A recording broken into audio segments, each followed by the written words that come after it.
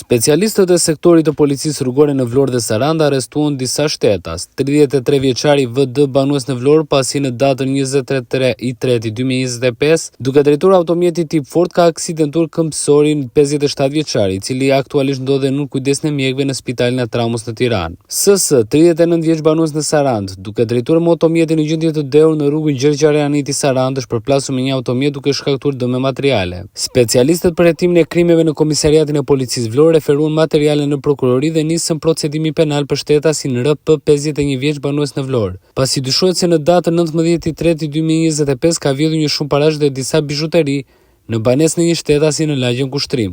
Specialistët për hetimin e krimeve në Komisariatin e Policisë Himar referuan materiale në prokurori, pasi në datën 23/3/2025 ka kallëzuar shtetësia AS se gjatë një debati me fjalë për motive pronësie është goditur me pëllëm nga shtetësi DK 51 vjeç në banues në fshatin Qaparo. Specialistët për hetimin e krimeve në Komisariatin e Policisë Delvin referuan materiale në prokurori, pasi në datën 23/3 ka kallëzuar shtetësi RT se vëllai i tij, shtetësi RT 55 vjeç banues në fshatin Usan Delvin, ka kanosur me fjalë nënën e tyre. Materialet ju referuan prokurorisë për veprime të mëtejshme.